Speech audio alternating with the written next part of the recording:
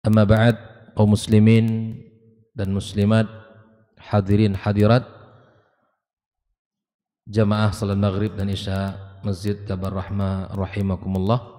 Alhamdulillah, puji dan syukur kepada Allah Subhanahu wa taala.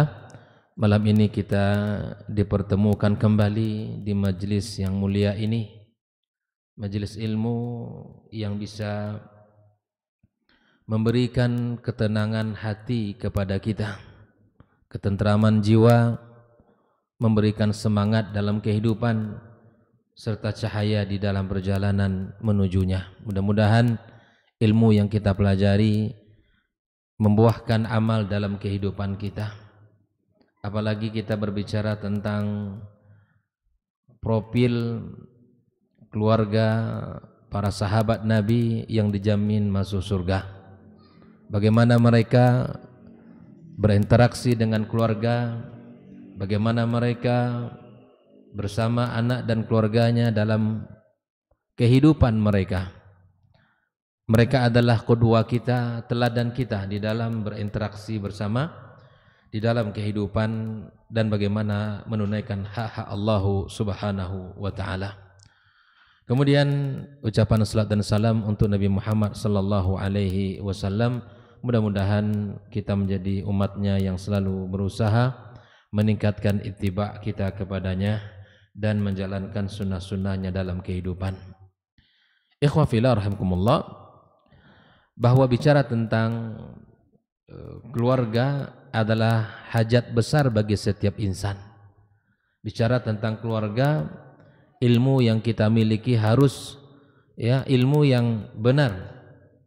Bagaimana Rasulullah SAW dan para sahabatnya, maka itulah yang kita mencoba untuk pelajari, kemudian kita bawakan dalam kehidupan kita. Malam ini bersama sahabat mulia Khalifah Amirul Mukminin Umar Ibn Al-Khattab radhiyallahu ta'ala anhu, yang digelar dengan Al-Faruq hadhil ummah.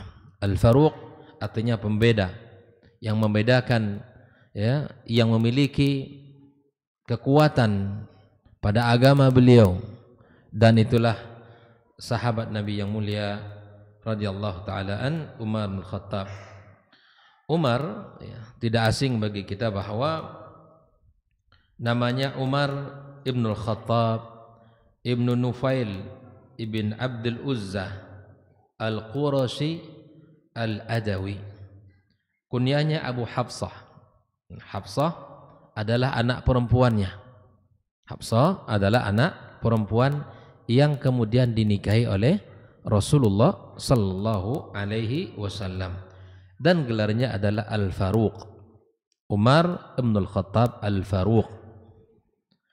Ikhwah fillah rahimakumullah, Umar bin Khattab lahir 13 tahun setelah peristiwa tahun gajah. 13 tahun setelah peristiwa tahun gajah, dan inilah masa kelahiran radhiyallahu taala anhu.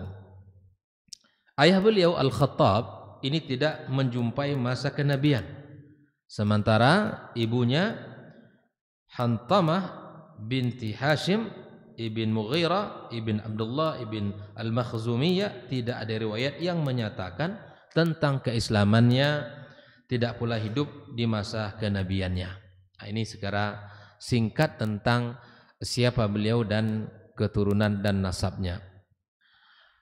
Kalau bicara tentang kedudukan Umar di masa jahiliyah dan masa keislaman, tentu tidak asing bagi kita bahwa datangnya Umar radhiyallahu taala anhu membawa kemuliaan kepada umat Islam. Keberadaan Umar di tengah-tengah kaum muslimin memberikan izzah, memberikan kekuatan, memberikan kemuliaan, memberikan semangat bagi kaum muslimin. Sehingga ada sahabat Nabi yang mengatakan bahwa semenjak Umar masuk Islam, kita atau kaum muslimin mazilna fi izzah.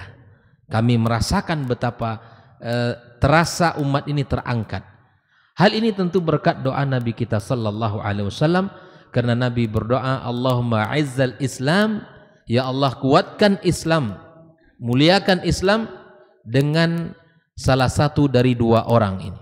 Yang pertama adalah Abu Jahal, yang kedua adalah Umar bin Khattab radhiyallahu taala anhu. Maka Allah memberikan hidayah kepadanya. Sehingga ketika datang Umar untuk mengumumkan keislamannya, para sahabat yang sedang bersama Nabi ada sedikit rasa kekhawatiran. Karena Umar laki-laki yang kuat. Kalau memukul habis, sekali pukul selesai. Kalau dia mengayunkan pedang yang ditebas habis. Kekuatan fisik yang luar biasa.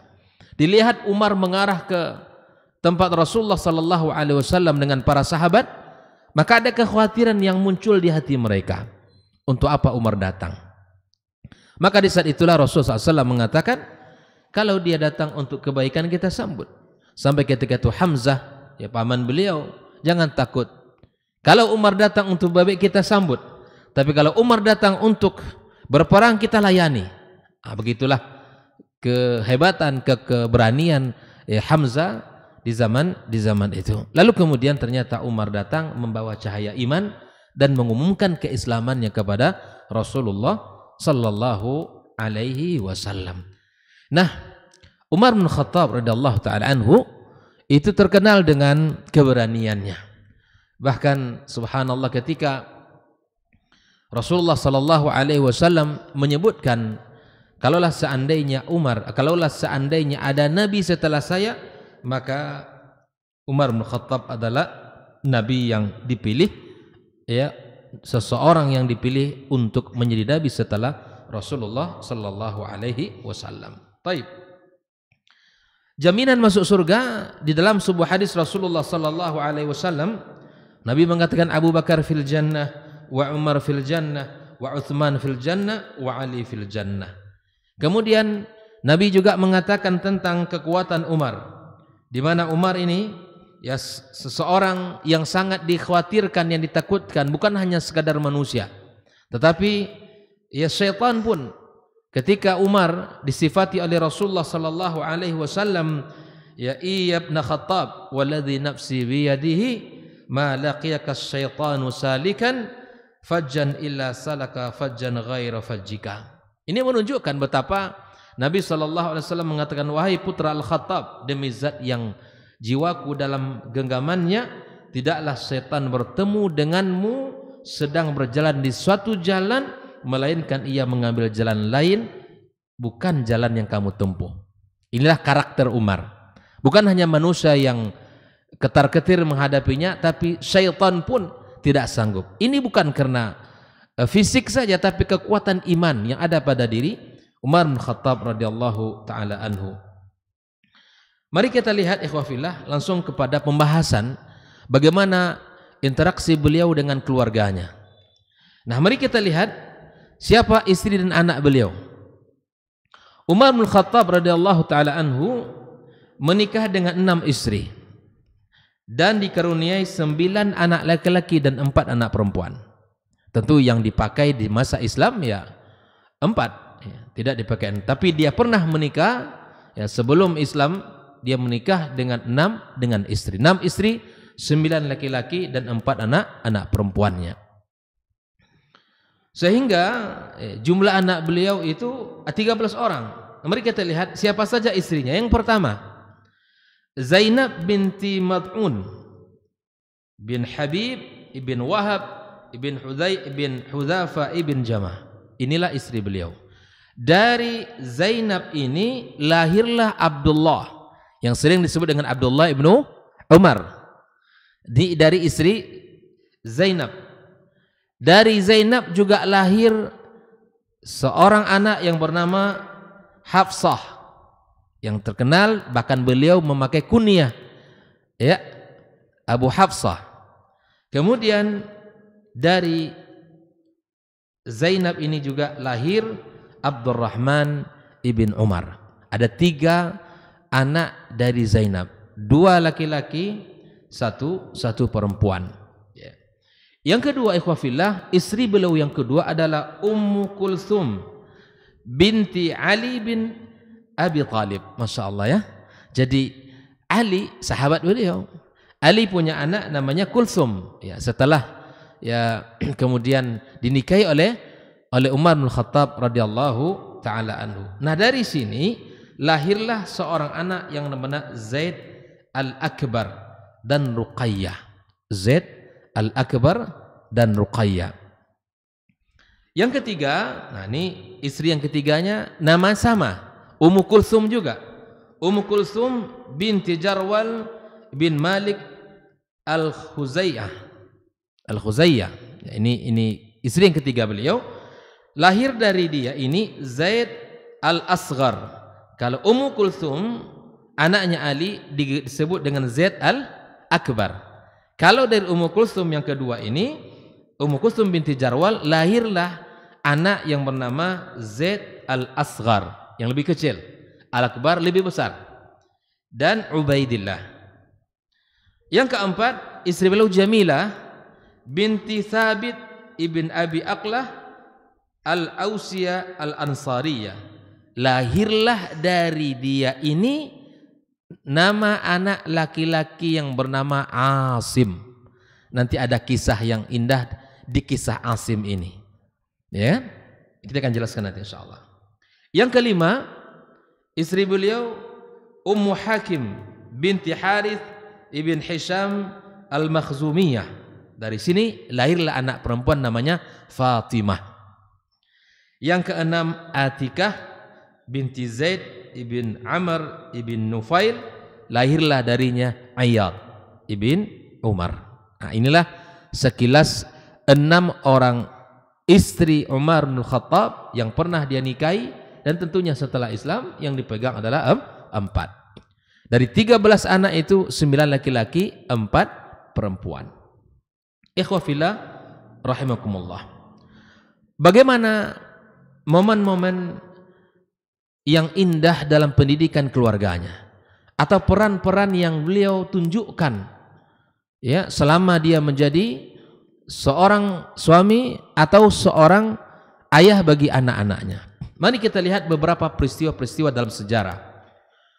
Yang pertama adalah beliau adalah sangat memberikan perhatian terhadap anaknya Hafsah yang telah menjadi janda. Nah, ketika itu Hafsah meninggal suaminya. Suaminya meninggal. Khunais ibn Hudzafa As-Sahmi ini adalah suami dari anaknya Hafsah, meninggal dunia, syahid fisabilillah. Lalu kemudian Hafsah posisinya telah habis masa iddahnya. Lalu kemudian Umar bin Khattab radhiyallahu taala anhu mencoba menawarkan anaknya. Hafsah ini yang pertama kali ditawarkan adalah kepada sebelum Abu Bakar. Sahabat Nabi yang mulia, menantu Rasulullah sallallahu alaihi wasallam adalah Utsman. Datang kepada Utsman untuk menawarkan Hafsah agar dia menikahi anaknya. Nah, tapi Utsman kemudian tidak menikahinya, atau Utsman ya tidak berkenan pada saat itu untuk menikahinya. Dari isyarat yang ia tangkap, Utsman tidak menikahinya. Lalu kemudian Umar tidak berhenti, tidak putus asa, tapi dia menemui sahabat yang lebih senior lagi. Sahabat yang lebih senior lagi, siapa dia? Abu Bakar As-Siddiq radhiyallahu taala anhu, dan menawarkan anak perempuannya kepada Abu Bakar. Nah, Abu Bakar di saat mendengarkan tawaran tersebut, maka dia tidak memberikan komentar banyak, tapi pernah Abu Bakar mendengarkan bahwa Rasulullah sallallahu alaihi wasallam pernah menyebut nama Hafsah. Sekilas seperti itu. Tapi begitulah seorang sahabat yang mengetahui tentang Rasulullah sallallahu alaihi wasallam. Kalimat saja yang dilontarkan oleh Rasulullah, para sahabat memahami. Begitulah kedekatan mereka dengan baginda kita alaihi salatu wassalam. Fi'lan, tidak berapa lama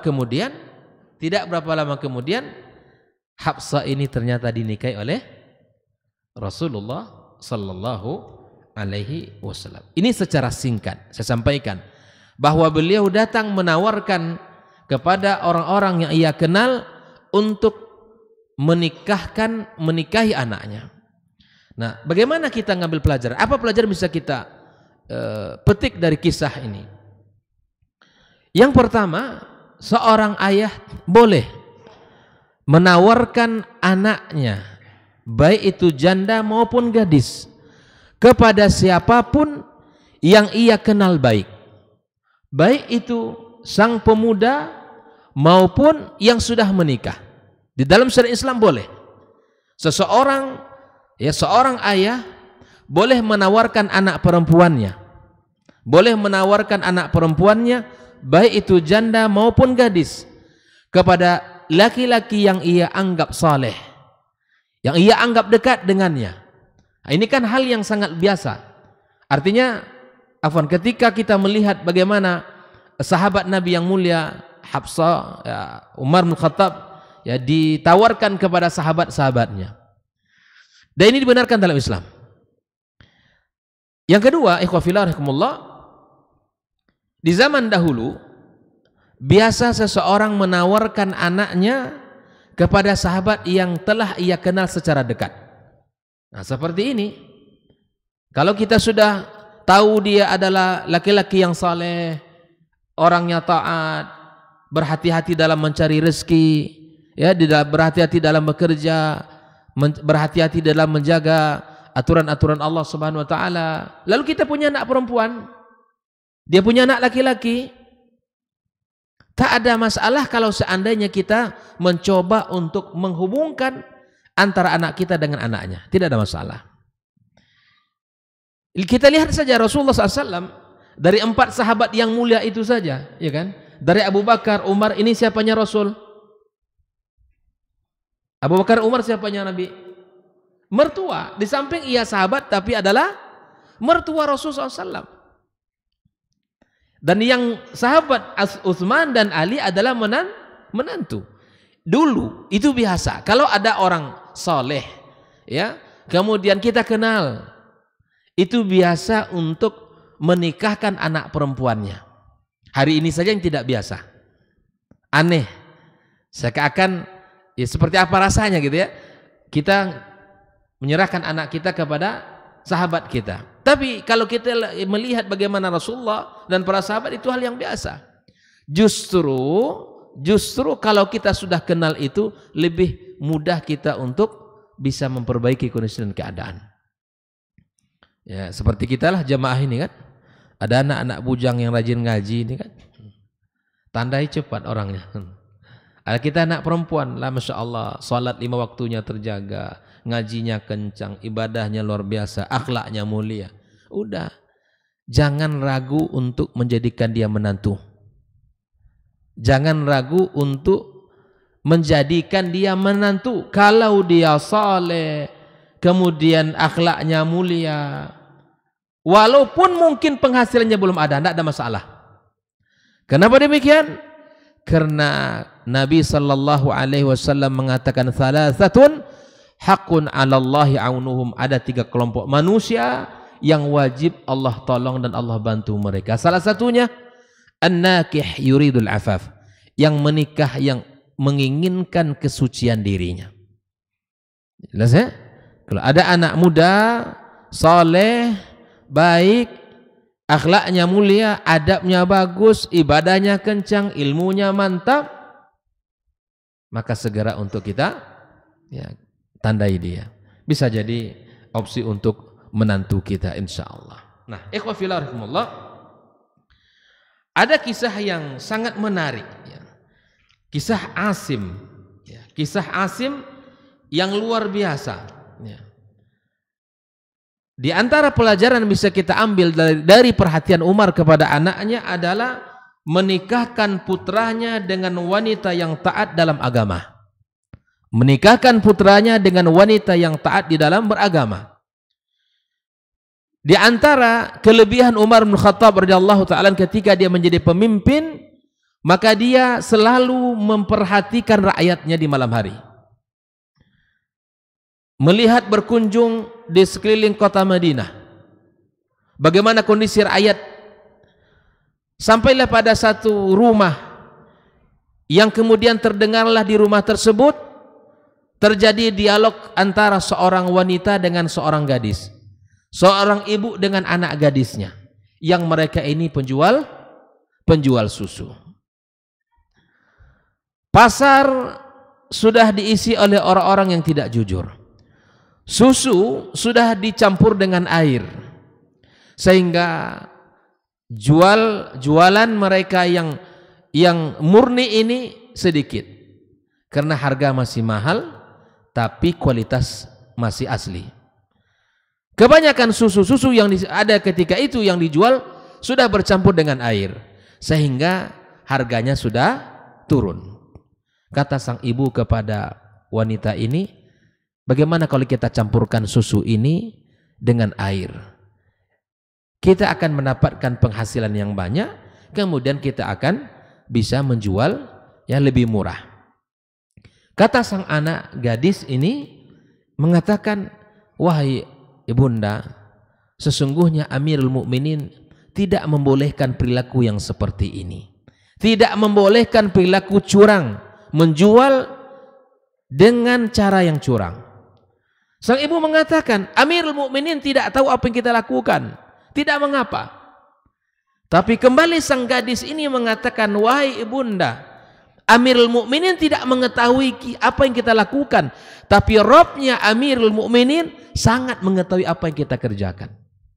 Subhanallah, Umar bin Khattab sedang berada di luar rumahnya mendengarkan dialog antara sang ibu dengan anak gadis tersebut. Keesokan hari Umar mengumpulkan seluruh anaknya, dikumpulkan Abdullah, dikumpulkan Asim, dikumpulkan yang lain, dikumpulkan semua. Dikumpulkan. Kata Amirul Mukminin Umar bin Khattab, saya akan mengutus Aslam. Aslam ini adalah pembantunya yang membantu Umar bin Khattab di dalam kehidupan, untuk melamarkan seorang wanita yang beriman, wanita yang bertakwa kepada Allah. Maka kata Umar, kalau kalian tidak mau menikahi, maka saya akan cari jalan. Akhirnya Asim maju, wahai ayahku, saya menikahinya. Umar bin Khattab melamar wanita itu, ya, kemudian menikahkan Asim putranya dengan wanita yang beriman itu. Setelah menikah Asim dengan wanita itu, maka lahirlah seorang anak perempuan, ya, lahirlah seorang anak perempuan yang disebut dengan Ummu Asim binti Asim. Kemudian Ummu Asim ini dinikahi oleh Abdul Aziz ibn Marwan. Pernikahan Abdul Aziz ibn Marwan dengan Ummu Asim ini, lahirlah Umar bin Abdul Aziz. Umar bin Abdul Aziz. Itulah silsilah orang soleh. Beginilah bobot ketakwaan itu menentukan hasil generasi. Kalau ingin generasi kita ini baik, maka memang mencari bobot yang baik, mencari usul yang baik, sebagaimana air hulunya jika jernih, insya Allah hilirnya akan jernih. Kalau akarnya kokoh, insya Allah batangnya kuat. Kalau batangnya kuat, dahannya pun akan kuat. Begitulah dengan urusan keluarga. Kalau karakter ayah dan ibunya baik, dengan izin Allah, anak-anak yang akan lahir pun baik. Maka tidak heran lahir Umar bin Abdul Aziz, seorang pemimpin yang adil, karena lahir dari sang ayah yang beriman dan ibu yang beriman pula. Kalau bahasa kita, ya, buah tak akan jauh jatuh dari pokoknya. Kalau orang tuanya baik, insya Allah, Pak. Makanya dalam pembahasan inilah para ulama mengatakan bahwa salahul abna bisalahil aba, bahwa kesolehan anak itu sangat tergantung dengan kesolehan orang tua. Kesolehan anak sangat berpengaruh dengan kesolehan orang tua. Kalau kita ingin soleh anak kita, maka pantaskan diri kita sebagai ayah yang baik, sebagai ibu yang saleha. Kalau kita menginginkan generasi ini baik, maka kita harus memperbaiki sejak awal.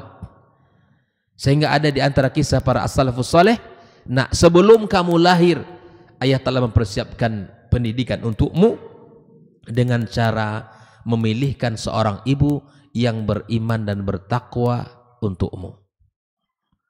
Inilah di antara bentuk keindahan interaksi Umar bin Khattab dengan keluarganya, di mana beliau memberikan perhatian untuk mencari menantu itu bukan sekedar cantik rupa wajah, tidak, tapi kemudian yang diperhatikan adalah keimanan. Kalau kita punya anak laki-laki, ikhwah fillah rahimakumullah, jadikan ini menjadi contoh kita. Umar menjadi contoh kita. Kita bantu anak laki-laki kita untuk mencari pasangannya. Kita carikan wanita yang saleha, wanita yang kuat imannya, wanita yang berakhlak mulia. Kita carikan. Yang bukan hanya sekadar kecantikannya. Karena kecantikan itu akan bisa hilang dengan perjalanan waktu. Kecantikan akan bisa hilang. Apalagi ya kalau orang menikahi karena kecantikan, bisa jadi kasih sayangnya akan menipis, cintanya akan hilang. Tapi ketika keimanan yang menjadi ukuran pertamanya untuk menikahi dia, di saat kasih sayangnya menipis, Allah yang akan menebalkan. Ketika cintanya kurang, Allah yang akan menambahkan. Itulah rahasianya kalau kita sudah libatkan Allah dalam urusan rumah tangga kita. Kalau kita sudah habis cara untuk mendidik anak kita, Allah punya cara untuk mendidiknya.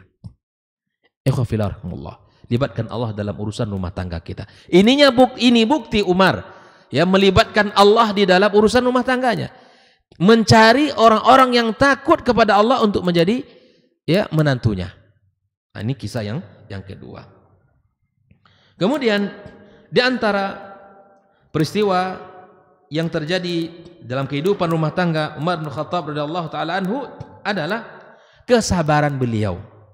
Ini di dalam kisah Akhbar Umar disebutkan tentang kesabaran Umar bin Khattab radhiyallahu taala anhu menghadapi ya perilaku pasangannya atau menghadapi sikap istrinya. Kesabaran, muamalah yang baik, tidak melupakan hak orang lain. Ikhwafillah, lihat kisahnya. Di saat Umar bin Khattab radhiyallahu taala anhu, di mana didatangi salah seorang sahabat yang ingin mengadukan kondisi dan keadaan rumah tangganya. Kebetulan dia mendapatkan seorang pasangan tawilul lisan yang suka cerewet kepada suami, sehingga dia menghadap Amirul Mukminin untuk meminta nasihat bagaimana saya menghadapinya. Setibanya laki-laki ini di depan pintu Umar bin Khattab radhiyallahu taala anhu, kemudian dia pun mendengarkan ya perkataan-perkataan yang disampaikan oleh istrinya kepada Amirul Mukminin Umar bin Khattab radhiyallahu taala anhu, lalu kemudian dia pergi meninggalkan rumah Umar. Ketika laki-laki ini pergi, Umar memanggil, "Wahai saudaraku, kenapa engkau pergi? Ada apa yang bisa saya bantu untukmu?"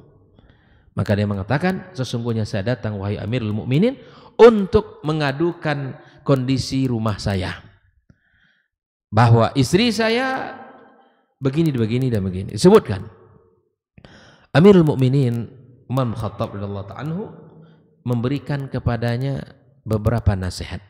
Di antaranya dia mengatakan, yang pertama, "Akhi, bukan tidak mampu saya untuk membalas apa yang dikatakan oleh istri, tapi saya ingat kebaikan dia."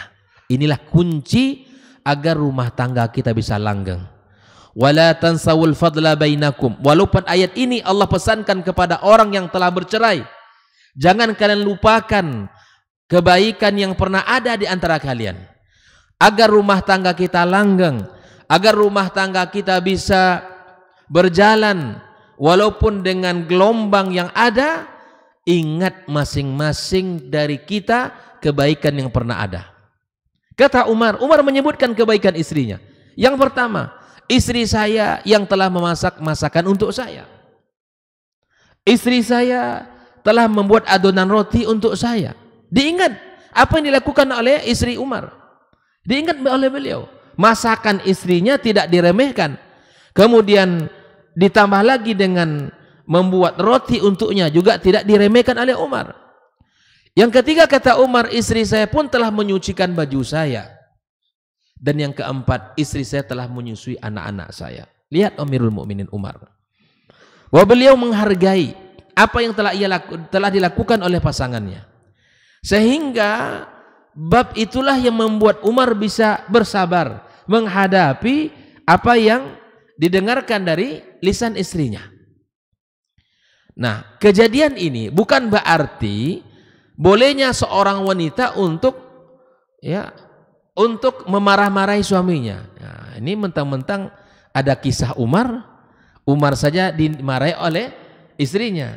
Abang bukan Umar, bukan selevel Umar, berhak dong saya untuk memarahinya? Bukan. Ini pelajaran mahal untuk kita para suami agar kita bisa bersabar di dalam menghadapi kekurangan istri kita. Nabi SAW mengatakan, innahunna khuliqna min dila. Mereka itu para wanita diciptakan dari tulang rusuk. Yang paling bengkok adalah yang paling atas. Kalau engkau luruskan dengan paksa, dia patah. Kalau tetap dibiarkan, dia akan terus bengkok. Perlu seni untuk memperbaikinya. Makanya nas Al-Quran untuk bermuamalah, bermuasyarah bil ma'ruf dengan istri itu Allah langsung sebutkan wa'ashiruhunna bil ma'ruf, agar pesan Allah ini kita jadikan sebagai acuan petunjuk di dalam kehidupan. Wa'ashiruhunna bil ma'ruf, bergaullah dengan pasangan kita dengan cara ma'ruf. Kata para ulama, bihusnil kalam, dengan ucapan yang baik, dengan ucapan yang indah.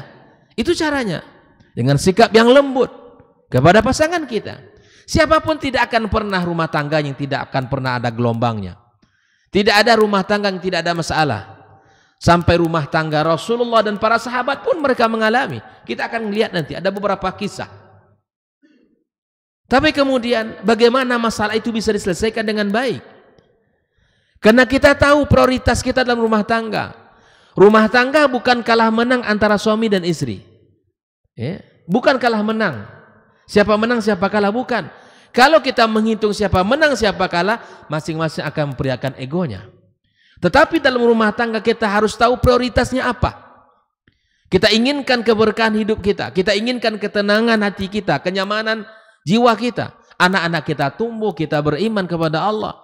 Di mana rumah tangga yang penuh dengan keimanan ini, rumah tangga yang tumbuh dengan ketakwaan kepada Allah, itulah rumah tangga yang tidak disukai oleh syaitan. Karena kalau rumah tangga itu baik, Pak, banyak amal-amal saleh yang akan tumbuh dalam rumah tangga itu. Akan banyak keberkahan-keberkahan. Dan ini tidak ridha syaitan terhadap rumah tangga seperti ini. Jadi jelas ya, rumah tangga bukan perkara kalah menang.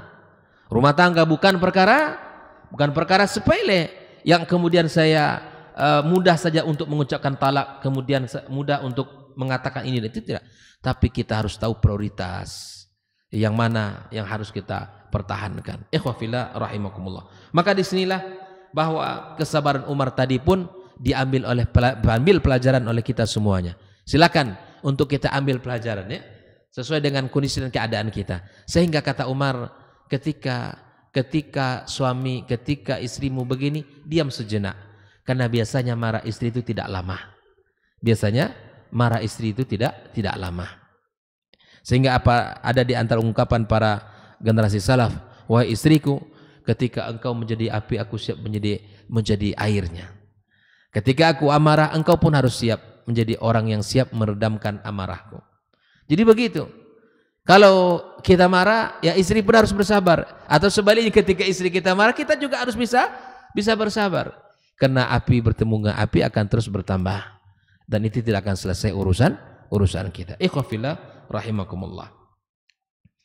Kemudian di antara perhatian Umar bin Khattab radhiyallahu ta'ala, dia selalu melibatkan anaknya dalam majelis ilmu dan memotivasi belajar untuk selalu memiliki kelebihan-kelebihan dan kebaikan-kebaikan.